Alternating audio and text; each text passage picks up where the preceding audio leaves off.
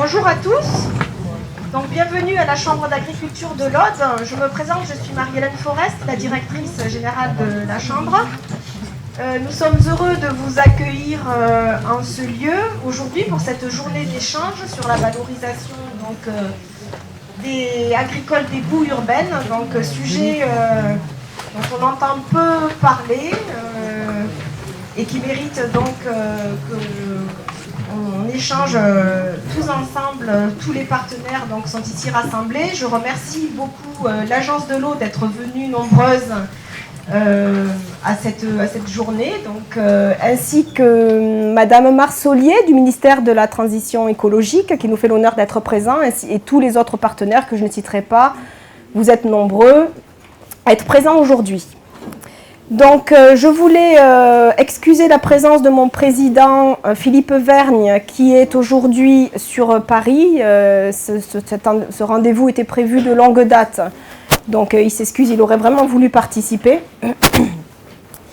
Donc, je remercie à nouveau l'Agence de l'eau très solennellement de la confiance qu'elle accorde au réseau des chambres d'agriculture, à la Chambre de l'Aude en particulier. Sur ce sujet des maises, donc une initiative qui s'est vite imposée comme une évidence et qui, grâce à votre appui financier et de par vos techniciens, que ce soit l'agence de l'eau, RMC ou Adour-Garonne également, a pu officiellement se structurer, s'organiser et depuis a largement fait ses preuves. Les chambres d'agriculture se sont depuis très longtemps positionnées sur les enjeux du retour au sol de la matière organique en général et des boues urbaines en particulier. Il y a déjà 20 ans, la création des maises de l'Aude, de l'Hérault et des Pyrénées-Orientales, du Gard, marquait cette forte volonté des chambres de bien encadrer, agronomiquement parlant, et en appui avec les DTTM, réglementairement, le retour au sol des boues de stations d'épuration. Les agriculteurs ont bien conscience du service qu'ils peuvent apporter aux collectivités en acceptant des boues urbaines sur leur sol. Le retour au sol des biodéchets, déchets verts, biodéchets des collectivités, digestats, compost, est en ce moment au cœur de l'actualité, mais également des évolutions réglementaires, européennes et nationales. Les pouvoirs publics encouragent de plus en plus les pratiques liées au recyclage et sont aujourd'hui en train de réfléchir le statut des déchets. Mobiliser les matières fertilisantes issues de ressources renouvelables et faire des agriculteurs des acteurs moteurs du développement de l'économie circulaire sont des orientations certes louables et vertueuses, mais la profession agricole devra pour autant se montrer vigilante. Dans ce contexte, le rôle des maises sera très important, parce qu'elles devront veiller à ce que ce retour au sol soit de qualité. Le monde agricole ne pourra pas tout accepter et dans n'importe quelles conditions. Les boues urbaines représentent un sujet qui ne fait pas toujours consensus. Et les maises ont eu le courage aujourd'hui de l'aborder et de jouer carte sur table en réunissant des acteurs très variés. Associations écologistes, associations de consommateurs, agriculteurs, collectivités, monde scientifique, pour en discuter. J'émets le souhait que les débats durant cette journée soient les plus constructifs et les plus fructueux possibles et fassent émerger des leviers qui iront dans le sens de la protection des sols et des cultures. L'heure n'est pas à la polémique, mais à préparer et accompagner le mieux possible les collectivités à traiter leurs déchets dans le respect de bonnes pratiques agricoles et environnementales. Le monde agricole essaiera d'apporter sa part. Notre sujet d'aujourd'hui n'est que la traduction actuelle d'une idée ancienne déjà exprimée par un grand écrivain. Il n'est aucun guano comparable en fertilité au détritus d'une capitale. Employer la ville à fumer la plaine, ce serait une réussite certaine. La nutrition des plaines fait la nourriture des hommes. Cet écrivain était Victor Hugo, qui en 1862 écrivait ceci dans Les Misérables au sujet des boues de la ville de Paris. Comment l'idée exprimée par Victor Hugo peut-elle être mise en œuvre aujourd'hui? Je suis convaincue que les travaux d'Emez et nos débats d'aujourd'hui vont nous apporter la réponse.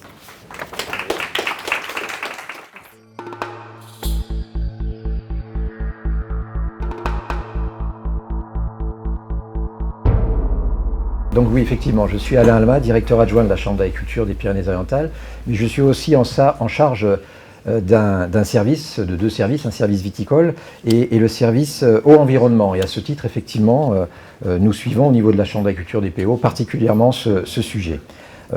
Mon intervention sera courte et c'est aussi une introduction et qui veut mettre en avant l'implication des chambres d'agriculture sur ce sujet et puis aussi et surtout la notion de partenariat. On est bien dans une filière avec un partenariat et ce partenariat est vraiment très important pour la qualité de la filière. Le retour au sol des matières organiques issues de déchets doit respecter le principe du gagnant-gagnant. Je pense que Victor Hugo l'avait bien compris bien avant nous, pour que les filières effectivement puissent se développer. Donc c'est donc le cas du retour au sol des boues urbaines. Nous sommes complètement dans un enjeu sociétal où l'agriculture a un rôle majeur. Sans l'agriculture par rapport à ce problème des boues, du recyclage des boues, le retour au sol est complètement impossible. Alors ça peut paraître une évidence, mais la problématique des boues ne peut pas être solutionnée sans l'agriculture. On ne peut pas avoir un compostage individuel, c'est pas la solution. Donc l'agriculture est d'accord pour agir dans ce sens, d'abord parce qu'elle fait partie intégrante de la société, et à ce titre elle est sensibilisée à la gestion des déchets, de tous les déchets, mais aussi parce que les boues sont une source fertilisante intéressante. Pas pour toutes les cultures, et pas dans n'importe quelle condition. Aujourd'hui, les intervenants de cette filière sont conscients de cela. Ça n'a pas toujours été le cas et souvent par ignorance. D'où le travail que l'on doit faire en matière de transmission d'informations. Les chambres d'agriculture, toutes les chambres d'agriculture se sont impliquées. Elles ont accueilli, comme l'a rappelé la directrice de la Chambre de l'Aude, les missions d'expertise, les MES. Dans la région, 100% des MES sont gérés par les chambres et c'est à peu près le cas dans tout le pays. Ce qui motive et justifie l'engagement des chambres d'agriculture, c'est que si ce retour au sol est vertueux, c'est parce qu'il y a une réelle prise en compte de la valeur agronomique en relation avec les besoins des cultures. Elles vont donc accompagner les agriculteurs et les acteurs et les partenaires de la filière avec cet objectif toujours en tête.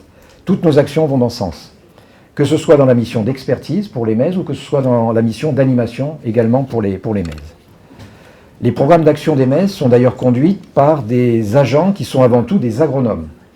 Ce sont aussi des animateurs qui savent communiquer et proposer des actions qui agissent sur la filière pour l'améliorer. Fluidité des différentes étapes, il y en a beaucoup, passage de l'info, communication auprès des collectivités et des agriculteurs, harmonisation des procédures, mise à disposition de documents et outils normalisés, d'outils pédagogiques. Alors on vous expliquera dans le détail ce que fait une MES au quotidien et je crois que vous trouverez dans les allées du bâtiment une expo sur les travaux qui sont réalisés. Il est donc très logique que les chambres s'impliquent sur ce sujet, car il concerne nos sols, nos cultures, à travers des notions importantes pour les agriculteurs, des notions de fertilité de terre, des notions de gain de productivité, de rentabilité de nos productions. Je voudrais dans cette introduction plutôt souligner la notion de partenariat. Il est indispensable pour toute filière réunissant plusieurs acteurs, mais pour la filière boue, ce partenariat doit être un partenariat de qualité. Impossible de se retrouver dans un rapport de force si on a un objectif d'amélioration pour cette filière. Pour les collectivités et pour les agriculteurs qui sont à chaque extrémité de cette filière, un bon partenariat d'ensemble est gage de satisfaction. Et les MES ont un rôle vraiment important à jouer.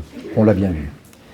Alors je vais citer en premier lieu l'administration, les DDTM, car la filière dispose d'un cadre réglementaire dense, parfois complexe, voire confus.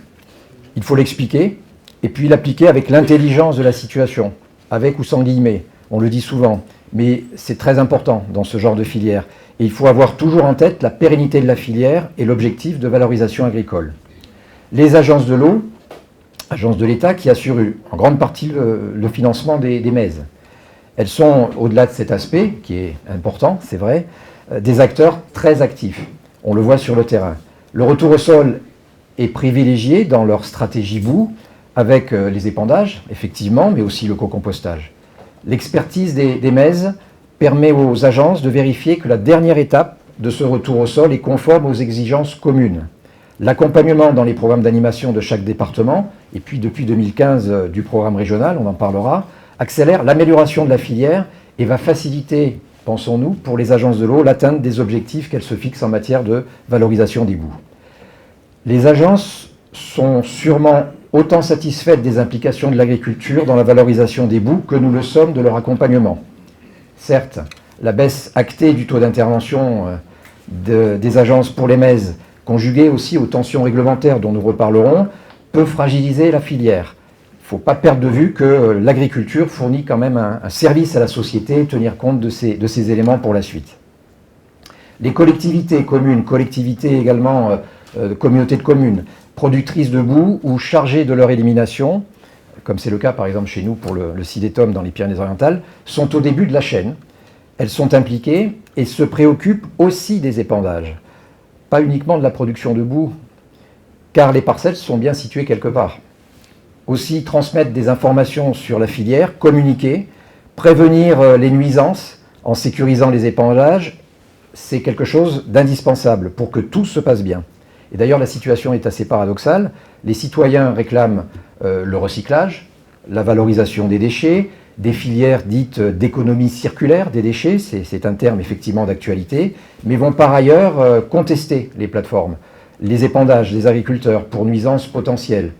Donc attention, ça fragilise en ce moment beaucoup la filière. Et je pense que les choses s'accélèrent de plus en plus. On en discutait encore il y a quelques jours avec le Sidetum. Les départements sont des acteurs clés. Ils cofinancent les MES, leurs SATES, qui sont aussi financés bien sûr par l'Agence de l'eau, conseillent les maîtres d'ouvrage et les exploitants des stations d'épuration. Dans le retour au sol, qui est notre sujet aujourd'hui, ils ont un rôle, notamment dans tout ce qui est prévision des déstockages, et donc ils contribuent à fluidifier la filière pour l'ensemble des acteurs. N'oublions pas les bureaux d'études, je pense qu'il y en a ici aujourd'hui, qui accompagnent les collectivités. Leurs travaux sont primordiaux. Ce sont ces travaux, ce sont leurs études qui rendent visibles, vérifiables les opérations nécessaires au retour au sol. Leurs rapports sont expertisés bien sûr par l'administration, la DDTM, et bien sûr également par les MES, in fine, notamment sur le volet agronomique. Alors nous comprenons leur prudence, leur réticence parfois devant des préconisations MES qui bousculent leurs références. Le travail de production d'outils dont on parlera cet après-midi, d'outils partagés réalisés par les MES d'Occitanie, a été très important. Et je pense, pour avoir suivi les réunions, en tout cas quelques-unes, bien accueillis par les bureaux d'études. Les échanges lors de la présentation et de ces travaux, échanges qui se sont poursuivis après dans chaque département sur des cas précis, attestent que tout le monde souhaite s'appuyer sur des données clairement expliquées, rapidement consultables, partagées et validées. Et au milieu de tous ces partenaires se trouvent les MES. Leur action s'est renforcée, effectivement, s'est complétée depuis quelques années, grâce à la confiance que les partenaires lui accordent, grâce au financement également de l'Agence de l'eau et des départements, dans chacun de nos départements, et aussi parce qu'elles sont animées par des agents compétentes, motivés au-delà du nécessaire et proposant en permanence dans leur département et au niveau régional des pistes d'amélioration. Alors je termine en revenant sur les agriculteurs, utilisateurs de boue. Si on se met quelques minutes à leur place, on se rend compte qu'ils sont quand même en face de procédures quand même assez compliquées. Des documents multiples, des conventions qu'il faut signer, des engagements pluriannuels, des chantiers à organiser, un plan de fumure à réaliser avec plusieurs engrais, des fertilisations complémentaires aux apports au sol. Donc ils doivent être absolument certains que l'apport de fertilisants pour leur culture, que ces apports sont valorisants. Eux, ils sont par contre conscients en retour qu'ils rendent un service à la collectivité. Nous avons donc tous le devoir, je pense que le terme est adapté, de rendre cette filière efficace et efficiente. Et nous sommes bien dans un système gagnant-gagnant. Donc aujourd'hui, on a l'occasion effectivement de faire un tour complet, un 360 degrés comme on dit maintenant, de l'état de cette filière, mais aussi d'évoquer les risques et les menaces qui pointent. Profitons donc de cette initiative des MESDOC pour travailler dans un contexte de partenariat transparent, ouvert et positif.